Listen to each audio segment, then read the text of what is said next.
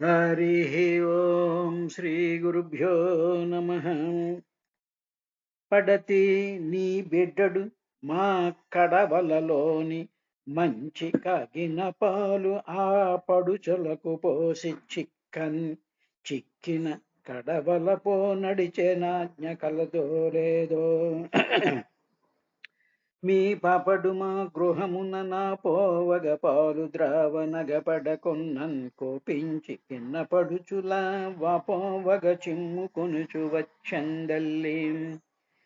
పుట్టి పుట్టడు నేడు దొంగిలబోయి మాయిలు సొచ్చిత నుట్టి అందక రోలు బిటలు నొక్క ప్రొవిడి ఎక్కి చెవట్ట జాలక కుండ క్రిందొక పెద్ద తూటొనరించి మీ పట్టి వెగడ పాలు చెరల బట్టి త్రావెతలోదరి. కడుల చిగలిగనేనియు కుడుతురు కట్టుదురుగాక కొడుకుల నగుచున్ పడగు బడుగుల వాడలపై బడవిడుతిరెరా కాంతలెందు విమలేందు ముఖి ఓయమ్మ నీ కుమారుడు మా ఇండ్లను పాలు పెరుగుమన నీడమ్మ. పోయదమెక్కడికైనను మాయన్నల సురభులాన మంజుల వాణి. అయ్యో అన్యమెరుగడు తన ఎంత ఆడుచుండు మంచివాడితడు ఎగులు మానరమ్మ. రామలార త్రిలోకాభిరామలార తల్లులార గుణవతీమా తల్లులార. మన్నేటికి భక్షించదు మన్నియమములు ఎల నీవు మన్నింపవు. నీ అన్నయు సకులును చెప్పెదరన్నా మన్నేల మరి పదార్థము లేదా. అమ్మా మను తినంగనే శిశువునో యాకొంటినో వెర్రినో నమంజూడకు వెరి మాటలు మదిన్నీవు కొట్టంగ ఇమ్మార్గము ఘటించి చెప్పెదరు. కదే నిన్మదీయ ఆస్య గంధము ఆఘ్రాణము చేసి నా వచనముల్ తప్పైన దండింపవే. ఆ లలితాంగి కనుంగొనె బాలుని ముఖమందు జలధి పర్వత వన భూగోళ శిఖ తరణి శశి దిక్పాలాదికరండమైన బ్రహ్మాండంబున్. కలయో వైష్ణవమాయయో ఇతర సంకల్పార్థమో సత్యమో తలపన్నెరకయునదానను యశోదయాదేవి గానో పరస్థలమో బాలకుడంత ఈతని ముఖస్తంభై అజాండంబు ప్రజ్వలమయ్యుండుటకేమి హేతువు మహాశ్చర్యంబు చింతింపగన్. హరి ఓం శ్రీ గురుభ్యో నమ. ఓ పరీక్షితు, నాభిచక్రవర్తికి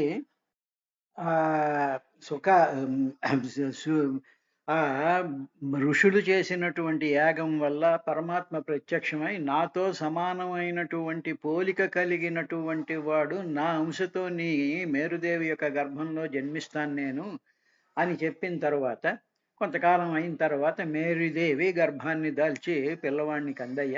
ఆ పిల్లవాడంతా కూడా అభివ్యజ్యమాన భగవల్లక్షణ సమేతుడై పుట్టాడైనా చాలా ఎంతో భగవంతుడికి ఉండేటువంటి లక్షణాలు ఏవైతే ఉన్నాయో అవన్నిటితోనూ కూడా పుట్టాడు. ఏమిటి భగవంతుడి లక్షణాలు అనేటువంటి విశేషాన్ని చెప్తూ ఆ బాలుడికి సామ్యమైనటువంటి ఉపశమ అంటే ఏ విధమైనటువంటి కంగారు లేనటువంటి చాలా ప్రశాంతంగా ఉండేటువంటి మనసు, గొప్ప వైరాగ్యము, తర్వాత ఐశ్వర్యము అనేటువంటి భగవత్ లక్షణాలతో ఆయన పుట్టాడు. పుట్టిన తర్వాత అక్కడ ఉండేటువంటి ఆ ప్రజలు, ఆ దేవతలు, ఆ ఋషులు వీళ్ళందరూ కూడా ఈ పుట్టినటువంటి పిల్లవాడిని రాజుని చెయ్యాలి అని వాళ్ళు అనుకున్నారు అని వాళ్ళందరూ కూడా నాభి చక్రవర్తిని కోరారు అని చెప్పిన తర్వాత తస్యః వా ఇత్థం వర్ష్మణా వరీయసా బృహత్ శ్లోకేన చౌజసా బలేన శ్రేయా యశసా వీర్య శౌర్యాభ్యాంచ పితా ఋషభ ఇతేదం నామ చకార. ఇప్పుడు ఆ పిల్లవాడికి నామకరణం చెయ్యాలి కాబట్టి ఆ బాలకుడి యొక్క ఆ శరీరాన్ని ఆయన చూశాడు, తండ్రి చూశాడు. తర్వాత దేహం చాలా కూడా ఏదో, ఎందుకంటే సాత్విక అంశతో పుట్టినటువంటి వాడు కాబట్టి ఆ దేహం యొక్క ఆకృతి కానీ, ఆ దేహంలో ఉండేటువంటి బలం కానీ, ఆ దేహంలో ఉండేటువంటి చెమక్ మెరుపులు ఇవన్నీను చూసేటప్పటికి చాలా విశేషంగా కనిపించాయ్యా. తస్య ఆ బలంగా వరీయస అంటే చాలా శ్రేష్టంగా అన్నమాట.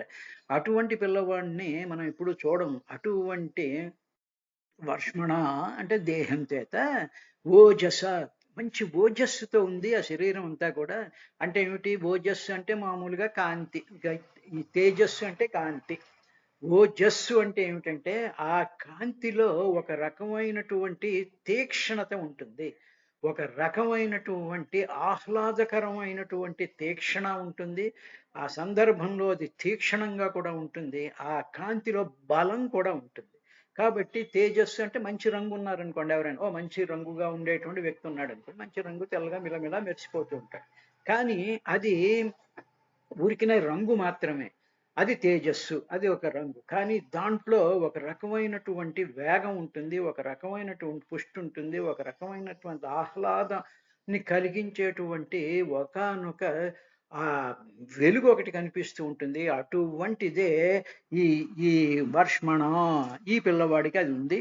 తర్వాత అతను ఓజస, బలేన, శ్రియ, యశస, వీర్యాభ్యాం ఇన్ని రకాలైనటువంటి ఉత్సాహాలతో ఆయన కనిపించాడు. యా శ్రియ మంచి శోభగా ఉన్నాడు.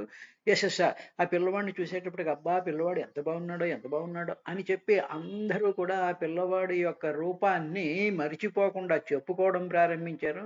తర్వాత అతను కొద్ది కొద్దిగా పెరుగుతూ ఉండేటువంటి వీర్య శౌర్యాభ్యాం మంచి ప్రభావంతోనూ తర్వాత ఉత్సాహంతోనూ కనిపించేటువంటి ఆ పిల్లవాడి యొక్క ఉత్సాహాన్ని చూసి తండ్రి ఋషభ ఇది ఇదం నామ చకార. అప్పుడు తండ్రి ఏం చేశాడంటే ఋషభుడు, ఋషభుడు అని పేరు పెట్టాడు. మామూలుగా ఋషభము అంటే శ్రేష్టమైనటువంటిది, లేకపోతే చాలా గొప్పదైనటువంటిది, అన్పారలల్, దానికి ప్యారలల్ ఇంకొకటి దాంతో సమానమైనటువంటిది ఇంకొకటి ఉండదు అని శ్రేష్టం.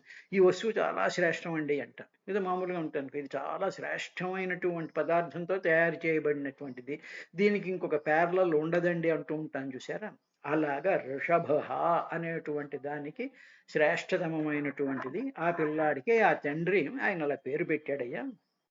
పెట్టిన తర్వాత ఆయన మామూలుగా రాజ్యానికి రాజ్యానికి వచ్చే ముందు ఆయనకు ఎలా పెరుగుతూ ఉన్నాడు, యవ్వనం వచ్చింది, ఆ స్థితిలో ఉన్నప్పుడు తస్య ఇంద్రస్పర్ధమానో భగవాన్ వర్షే నవవర్ష తదవధార్య భగవాన్ ఋషభదేవో యోగేశ్వర ప్రహస్య ఆత్మయోగమాయయా స్వవర్షం అజనాభం నామాభ్యవర్షత్.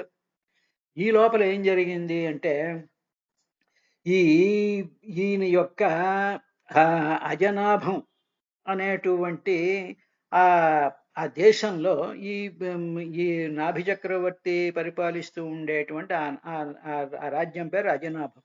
ఆ అజనాభంలో మామూలుగా ఈ రాజుగారి యొక్క పరిపాలన బట్టి, ఆ ధర్మాన్ని బట్టి, అక్కడ ఉండేటువంటి ప్రజల యొక్క మనోస్థితులను బట్టి ఆ రాజ్యంలో సంపదలు, పంటలు, వర్షాలు, నదులు ఇవన్నీ కూడా ఆ రాజు యొక్క మనస్థితిని బట్టి, ఆ ప్రభావాన్ని బట్టి ఉంటూ ఉంటాయి. అలాగ ఉండేటువంటి ఆ స్థితిలో స్పర్ధమాన భగవాన్ ఇంద్ర, ఈ లోపల ఇంద్రుడు ఆయన పైనుంచి కింద చూశాడు. చూసేటప్పటికి ఆయనకి స్పర్ధ అంటే ఒక రకమైన ఈర్ష్య బయలుదేరిపోయింది.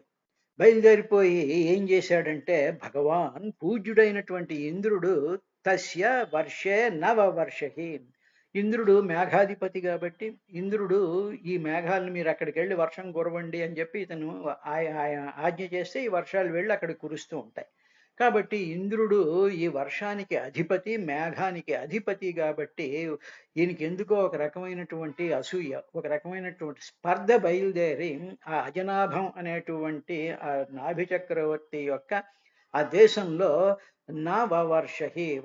వర్షాలు లేకుండా చేశాడు.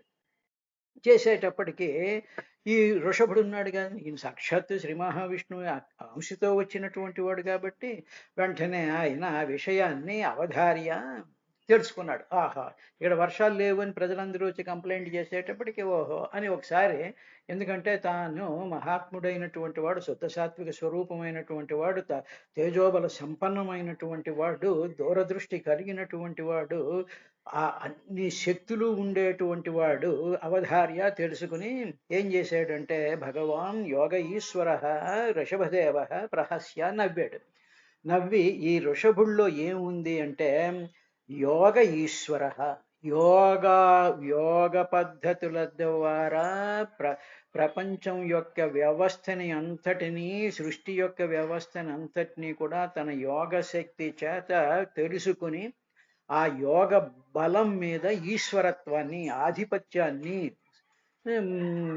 సంపాదించినటువంటి వాడు, అంటే యోగ బలం బాగా కలిగినటువంటి వాడు అని మామూలుగా అర్థం. అటువంటి ఋషభదేవుడు ప్రహస్య నవ్వుకున్నాడు.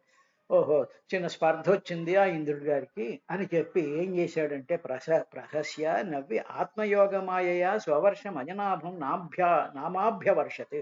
వెంటనే అజనాభం అనేటువంటి తన రాజ్యంలో తన యోగ మాయ చేత, ఆత్మయోగ మాయ చేత అక్కడ వర్షాన్ని ఆయన శుభ్రంగా కురిపించాడు నవ్వేసుకుని. ఆయనకి అది పెద్ద కష్టమేం కాదు. ఇదే విషయం మనకి మరొక విధంగా మనకి భాగవతంలో దశమస్కంధంలో ఏం చేస్తాడంటే అటు ఒకసారి బ్రహ్మదేవుడు, తర్వాత ఇంద్రుడు కూడా శ్రీకృష్ణుడు పరమాత్మ అనేటువంటి విషయం తెలుసుకోలేక, అది గ్రహించలేక ఆ విష్ణుమాయలో పడిపోతారు వాళ్ళు. అనేటప్పటికి మనకు ఏమండి విష్ణుమాయలో బ్రహ్మదేవుడే కాదు, అందరూ విష్ణుమాయకు లోబడాల్సిందే. విష్ణుమాయ గాని ఈశ్వరమాయ గాని ఎవ్వరూ తప్పించుకోలేరు అనేటువంటి విషయాన్ని మనం బాగా ఎప్పుడు చాలా గట్టిగా గుర్తుపెట్టుకోవాలి. ఏమిటి మాయ అనేటువంటిది ఏమిటి అంటే శ్రీ మహావిష్ణువు ఉన్నాడు, ఆయనలో నుంచి అనేక రకాలైనటువంటి మాయాశక్తులు బయటకు వస్తూ ఉంటాయి. అటువంటి మాయాశక్తులతో ఏం జరుగుతుంది అంటే ఆయనకి పుట్టినటువంటి బ్రహ్మదేవుడి దగ్గర నుంచి, మహర్షుల దగ్గర నుంచి, ప్రజాపతుల దగ్గర నుంచి, మనువుల దగ్గర నుంచి సమస్తమైనటువంటి జీవరాశులు అందరికీ కూడా ఒక రకమైనటువంటి వాళ్ళ యొక్క మనసుల్ని ఒక తెరలాగా కప్పేస్తూ ఉంటుంది. కప్పేసేసేటప్పటికి ఆ తెరలు కప్పబడినటువంటి ఆ తెరని విష్ణుమాయ అంటారు. ఉదాహరణ మనం ఇలా చూస్తాం అనుకోండి, మన కళ్ళ ముందు ఒక పల్చనైనటువంటి ట్రాన్స్పరెంట్ గుడ్డని ఎదురుగా పెట్టుకున్నాం అనుకోండి. అప్పుడు చూసేటప్పటికి ఏమైంది, మనకి ఎదురు వస్తువులు కనిపిస్తూ ఉంటాయి, ఎందుకంటే గుడ్డ ట్రాన్స్పరెంట్ గా ఉంటుంది. కానీ ఈ ట్రాన్స్పరెన్సీ ఎంత ట్రాన్స్పరెంట్ గా ఉన్నా కూడా కనిపించేటువంటి వస్తువులలో ఒక డిఫెక్ట్ కనిపిస్తూ ఉంటుంది, ఒక రకమైనటువంటి లోపం కనిపిస్తూ ఉంటుంది. అదేవిధంగా మనం కళ్ళజోళ్ళు పెట్టుకున్న తర్వాత మన మనసులో కొన్ని భావాలు ఉంటాయి. ఆ భావాలలో నుంచి మనం ప్రపంచాన్ని చూస్తూ ఉండేటప్పుడు మన భావాలనేటువంటి రంగుటద్దాలలో నుంచే మనం ప్రపంచాన్ని చూస్తూ ఉంటాం. ఇది మాయ అన్నమాట. అటువంటి మాయలో అటు బ్రహ్మదేవుడు పడి ఏం చేశాడంటే ఎవరోట ఈయన కృష్ణుట అదిట ఇదిట అనుకుని ఆ స్మృతి తప్పి ఏం చేశాడు, ఆ గోపాలకుని గోవుల్ని వాటిలన్నిటినీ దాచేస్తాడు. దాచేసేటప్పటికి ఒక ఏడాది పాటు బ్రహ్మదేవుడు దాచేస్తే అప్పుడు శ్రీకృష్ణుడే ప్రతి గోపాలుడి కింద, ప్రతి గోవు కింద, గోవత్సం కింద తానే ఆ రూపాలు ధరించి ఆ రేపల్లలో అందరినీ కూడా సంతోషపెట్టాడు. ఏడాది అయిపోయింది, చూసేట అప్పటికి బ్రహ్మగారు ఆ తెర తొలుగుతుంది. తెర తీయగరాదే అంటారు. కాబట్టి ఆ తెర ఎప్పుడైతే తొలగిందో ఆయన కాళ్ళ మీద పడి స్వామి నువ్వు ఎవరో ఇప్పుడు నాకు తెలిసింది అన్నాడు. కాబట్టి ఇటువంటి మతిమరుపు, లేకపోతే ఇటువంటి స్మృతి తప్పుట, ఇటువంటివి ఏవో అహంకారము ఇవన్నీ అడ్డం పెట్టుకునేటప్పటికీ ఆ ఆ పరిస్థితిలో నుంచి ప్రపంచాన్ని చూడడం అనేటువంటిదే విష్ణుమాయ లక్షణము అంటూ ఉంటారు. అదేవిధంగా ఇంద్రుడు ఆ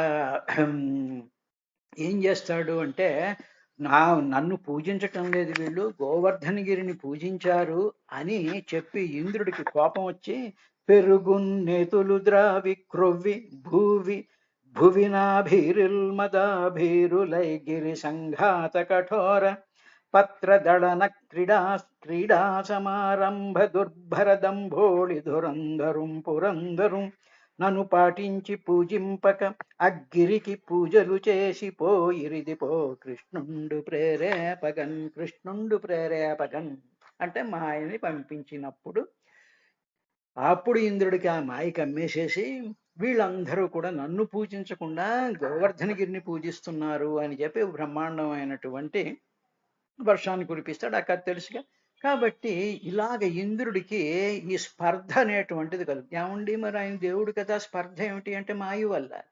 స్పర్ధ అనేటువంటిది ఈర్ష్య, అసూయ, ద్వేషం, తర్వాత మోహం, ఇవన్నీ కూడా ఈ ప్రతి జీవి యొక్క మానసిక అవస్థను బట్టి ఇవన్నీ ఉంటుంటాయి. బ్రహ్మదేవుడు అవనివ్వండి, అప్సరసులు అవనివ్వండి, దేవతలు అవనివ్వండి, సాధ్యులు అవనివ్వండి, సిద్ధులు అవనివ్వండి, ఎవరైనా అవనివ్వండి, వీళ్ళందరిలోనూ కూడా నేను ఫలానా అనేటువంటి అహంకారం ఉన్నప్పుడు ప్రతి వాడు కూడా మాయలో పడిపోతుంది. నేను మహాతపస్సంపన్నుండండి, నాకు అన్నీ తెలుసునండి, నాకు తెలియని శాస్త్రం లేదండి అనుకునేటువంటి ఆ స్ఫురణ కలిగి ఉండడమే మాయ.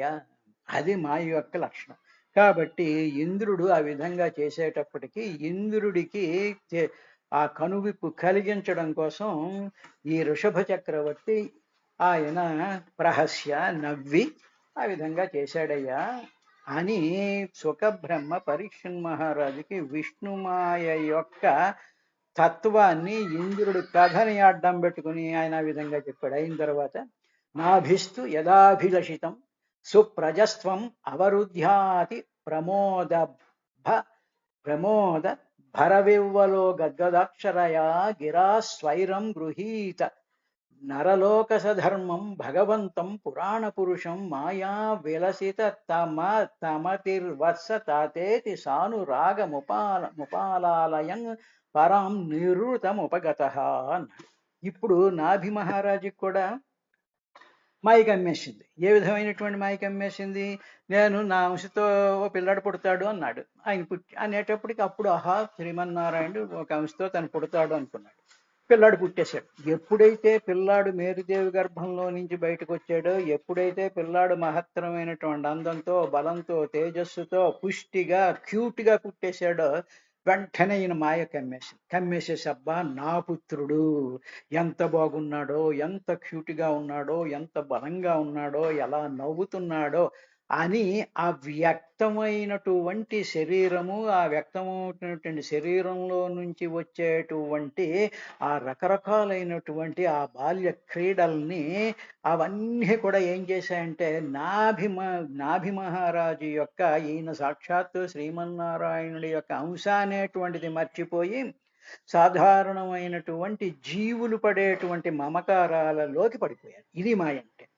కాబట్టి అప్పుడు నాభి మహారాజు యొక్క మాయా విలసితమతి అంటే విష్ణుమూర్తి యొక్క మాయ చేత ఆయన యొక్క మనసు ఏం చేసింది అంటే నాభి మహారాజు అయితే ఏం చేశాడు, తన కొడుకుని ఆనందించేస్తే దాన్ని అవరుధ్య చాలా ఎంత సుప్రజస్త్వం, ఎంత బాగా పుట్టాడో, ఎంత బాగున్నాడో, చాలా ఇదిగా ఉన్నాడు, ముద్దుగా ఉన్నాడు, వీటి ఫోటోలు తీయాలి, అవి చేయాలి, ఇవి చేయాలి, ఈ రకమైనటువంటి ఆనందంతో అతి ప్రమోదభరవివ్వల ఇంకా అత్యంతమైనటువంటి ప్రమోదం కలిగింది. ఎంతో రకమైనటువంటి ఆనందం కలిగిపోయింది. నా కొడుకు అది ఇది అని. ఆ వచ్చినటువంటి వాడు సాక్షాత్తు పరాత్పరుడైనటువంటి శ్రీ మహావిష్ణువు యొక్క అంశ, తేజం, ఆ సాత్విక గుణం అనేటువంటి ఐడియా ఏమైపోయింది అంటే వెనక్కి వెళ్ళిపోయి ఈ ప్రాణి, జీవుడు, ఒక మనిషి, ఒక ఉపాధి అనేటువంటి స్థితిలోకి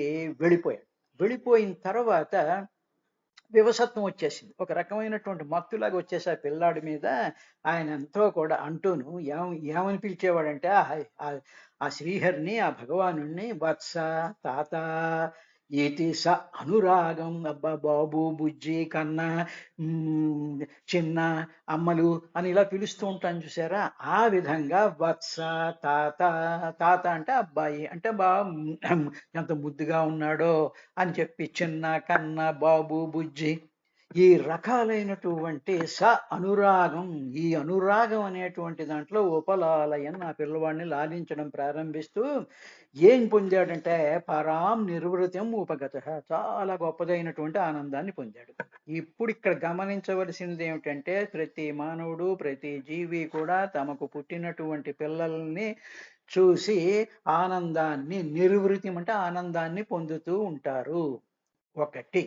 ఇప్పుడు సాక్షాత్తు శ్రీ మహావిష్ణువు యొక్క అంశ వచ్చినప్పుడు ఆ అంశ చేత ఆ బాలుడి యొక్క శరీరం అంతా నిండిపోయి ఉండడం చేత ఆ బాలుడిని ముట్టుకున్నా, స్పృశించినా, చూస్తూ ఉన్నా, ఎత్తుకున్నా ఇప్పుడు 2 విధాలైనటువంటి భావాలు నాభి యొక్క హృదయంలోకి వెళ్తాయి. మొట్టమొదటిది ఏమిటి అంటే పరమాత్మ యొక్క తేజానికి, ఆ ప్రభావానికి, ఆ సౌందర్యానికి, ఆ లాలిత్యం అనేటువంటిది ఒకటి లోపలికెళ్తుంది.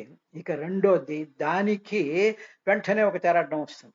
వచ్చేసి నా కొడుకు, నా పిల్లవాడు ఎంత బాగున్నాడో, నేను ఇంత యజ్ఞం చేసి నేను ఇది చేశాను అనేటువంటి నాది అనేటువంటి భావం ఒకటొస్తుంది. 2 వచ్చేసాయి. అంటే ఏమిటి? ఈ రెండిటి యొక్క కాంబినేషన్ వల్ల ఆయన పరాం నిర్వృతిం ఆనందాన్ని ఉపగతః పొందాడు అన్నాడు. అంటే ఆ విధమైనటువంటి ఆనందం కలుగుతుంది. అదే విధంగా సమస్తమైనటువంటి జీవరాశుల్లో సమస్తమైనటువంటి వాళ్ళని చూసేటప్పటికి మనకి చాలా ఇష్టమైనటువంటి వాళ్ళని చూసామనుకోండి. చూసేటప్పటికి మనకి ఎంతో ఆనందం కలుగుతుంది. ఎంతో దగ్గరికి తీసుకోవాలనిపిస్తుంటుంది. ఎంతో ముద్దు చేయాలనిపిస్తుంది. చాలా ఇదిగా ఒక రకమైన అందులో 2 విధాలైనటువంటి ఒకటే ఆనందం ఏమిటంటే మన భావాల్ని బట్టి మనకుండేటువంటి సంబంధ బాంధవ్యాలని బట్టి వచ్చేటువంటి ఆనందం వేరు. ఆ ఎదురు వ్యక్తిలో ఉండేటువంటి పరమాత్మ యొక్క తేజం. ఎందుకంటే ప్రతి ప్రాణి హృదయంలోనూ ఆయన ఉన్నాడుగా. ఆయన ఎవరంటే ఆనంద స్వరూపుడు, సౌందర్య స్వరూపుడు, ఆహ్లాదకరమైనటువంటి వాడు, సత్యం, జ్ఞానం, నిత్యం, అనంతం, శుద్ధం, బ్రహ్మమైనటువంటిది కూడా అందులో ఉండడం చేత ఈ 2 యాస్పెక్ట్స్ కూడా ఈ ఎదురుగా ప్రేమించేటువంటి వ్యక్తికి అవి కలుగుతూ ఉంటాయి. కవి అయినటువంటి వాడు ఏం చేస్తూ ఉంటాడంటే బాహ్యమైనటువంటి ఆకారాన్ని కూడా చూస్తూ లోపలుండేటువంటి దానిని ఒక రకమైనటువంటి అవ్యక్త భావంతో చూస్తూ దాని కవిత్వం రాస్తాడు, సంగీతం పాడతాడు, బొమ్మలు వేస్తాడు. ఏదో రకరకాలైనటువంటి విధంగా చూస్తూ ఉండేటువంటి రహస్యాన్ని సుఖ మహర్షి ఆయన ఈ విధంగా చెప్పాడయ్యా. అప్పుడు ఏం చేశాడంటే ఈయన స్వైరం గృహీత నరలోకస ధర్మం. ఇప్పుడు నరలోక ధర్మంలాగా మానవులతో సమానమైనటువంటి వ్యవహారం కలిగేసింది దీనికి. మానవుడు చెప్పానుగా, మానవుడికి ఏ విధంగా అయితే తన పిల్లల్ని ఎంత విధంగానో చేస్తూ ఉంటాడో అలాగా గృహీత నరలోక సధర్మం. నరలోక ధర్మంతో ఆవరించబడిపోయాడు నాభి చక్రవర్తి. దానితో ఆయనకి తన బుద్ధిని మాయా విలసితమతి మాయ కప్పేసింది. అనడంలో ఏమైపోయింది? ఈయన పరమాత్మ, ఈయన శ్రీ మహావిష్ణువు యొక్క తేజో సంపన్నమైనటువంటి వాడు అనేటువంటి విషయం నెమ్మదిగా వెనక్కి వెళ్ళిపోతూ ఉంటుంది. కాబట్టి అందువల్లే మనకి యశోదాదేవికి కూడా ఎన్నో విధాలుగా ఆయన ఆ మాయలోకి కప్పేస్తూ ఉండేటువంటి విశేషం అంతా కూడా మనకి కనిపిస్తూ ఉంటుంది. ఆ అంటూ ఆవిడే అంటుంది, చెవి నులిమేస్తూ, వీరెవ్వరు శ్రీకృష్ణుడు గారా ఎన్నడును వెన్న కానరట కదా, చోరత్వం బించుకయును నేరరట, ధరిత్రినిట్టి నీతులు గలరే అని వ్యంగ్యంగా ఆయన పట్టుకుని తిడుతూ ఉంటుంది, బొగ్గ గిల్లేస్తూ ఉంటుంది. ఆ తర్వాత ఒక్కొక్కసారి ముడి మీద కొడుతూ కూడా ఉండేటువంటి ఇది వస్తుంది. అదంతా ఏమిటి అంటే పరమాత్మ అనేటువంటి భావం విస్మృతి చెందిపోయి అంతకుముందు ఎన్నో లీలలు చూపించాడు. పోతను సంహారం చేశాడు, తృణావర్తుడిని సంహరించాడు, ఆ తర్వాత ఆ శకటాసురుడి యొక్క ఇది జరిగింది, తర్వాత ఆ కాళీయమర్దనం జరిగింది. ఇవన్నీ చూసి పరమాత్మ అనుకున్న వెంటనే నా పిల్లవాడు, నావాడు, వీడు అల్లరి చేస్తున్నాడు, వీడు వెన్న తినేస్తున్నాడు అనేటువంటి స్థితిలోకి జారిపోతూ ఉండేటువంటి విధంగా జరిగేటువంటి దాన్ని మాయ అంటారయ్యా. అన్న తరువాత అప్పుడు ఇంకా ఏం జరిగింది అనేటువంటి విశేషాన్ని చెప్తూ, విదితానురాగమాపౌర ప్రకృతి జనపదో రాజా నాభి ఆత్మాజం సమయసేతు రక్షాయామభిషిచ్య బ్రాహ్మణేషు ఉపనిధాయ సహ మేరుదేవ్యా విశాలాయాం ప్రసన్న నిపుణేన తపసా సమాధియోగేన నరనారాయణాఖ్యం భగవంతం వాసుదేవముపాసేన కాలే తన్మహిమానమవాప. తర్వాత అప్పుడు ఏం జరిగింది అంటే ఇలా ఆ మాయలో ఉన్నాడు, నా కొడుకు అనుకుంటున్నాడు, తేజవంతుడు అనుకుంటున్నాడు, చాలా గొప్పవాడు అనుకుంటే సరే ఈ గృహీత ఆ నరలోకంలో ఉండేటువంటి ఆ ధర్మం ప్రకారం ఆ పిల్లవాడితో ఆయన ఎంజాయ్ చేస్తూ ఉన్నాడయ్యా. తర్వాత అప్పుడు పౌరులతో అప్పుడు ఇంత పెద్దవాడు అవుతున్నాడుగా, పెద్దవాడు అవుతున్నప్పుడు ఈయన కూడా ముసలాడవుతూ ఉన్నాడు. అంతవరకు కూడా అక్కడ ఉండేటువంటి ప్రజలందరికీ కూడా ఈ పిల్లవాడి సంగతి తెలిసి మామూలుగా వయసులో ఉండేటువంటి రాజకుమారులు ఏం చేస్తుంటారు, దేశ సంచారం చేస్తూ ఉంటారు, ప్రతి ఇంటికి వెళ్తూ ఉంటారు, వాళ్ళ బాగోగులు కనుక్కుంటూ ఉంటారు. అసలు వాళ్ళకు ఉండేటువంటి సమయం ఇప్పుడు మామూలుగా అంటుంటారు చూసారా, ఏమిటి పాద ఇది రోడ్డు మీదకి నడుస్తూ వెళ్ళిపోతూ ఉంటారు, యాత్ర. ఆ విధంగా వీళ్ళు యాత్రలు చేస్తూ ఉంటారు. They mix with all kinds of people. చేసి వాళ్ళ ప్రాబ్లమ్స్ తెలుసుకుంటూ ఉండేటువంటి సందర్భంలో అతని యొక్క గొప్పతనాన్ని గ్రహించి వాళ్ళందరూ కూడా ప్రజలకు అందరికీ కూడా ఇది మీద అనురాగం కలిగి ఉన్నారు అనేటువంటి విషయాన్ని నాభిగ్రహించడం. ఓహో, మా అబ్బాయి అంటే ఇది ప్రజలందరూ కూడా చాలా ఇష్టపడుతున్నారన్నమాట అని గమనించాడు. గమనించిన తర్వాత జనుల యొక్క అభీష్టం ప్రకారము తర్వాత ధర్మ మర్యాద రక్షించడం కోసం అని చెప్పి తన కుమారుణ్ణి రాజ్యాభిషిక్తుని చేశాడయ్యా. చేసి ఆయనని బ్రహ్మవేత్తల అదుపాజ్ఞంలో ఉంచాడు. బ్రహ్మతత్వం తెలిసినటువంటి మహర్షుల యొక్క అదుపాజ్ఞంలో ఆ అబ్బాయి నుంచి తన భార్య అయినటువంటి మేరుదేవితో కలిసి హిమాలయ పర్వత ప్రాంతంలో ఉండేటువంటి బదరికాశ్రమం చేరి చాలా ప్రశాంతంగా తీవ్రమైనటువంటి తపస్సు చేస్తూ ఏకాగ్రమైనటువంటి చిత్తంతో వాసుదేవ భగవాన్ని ఉపాసించి కొంతకాలానికి ఆయన జీవన్ముక్తుడయ్యాడయ్యా అని చెప్పాడు. రేపటి కార్యక్రమంలో ఇంకా ఏం జరిగింది అనేటువంటి విశేషాన్ని చూద్దాం.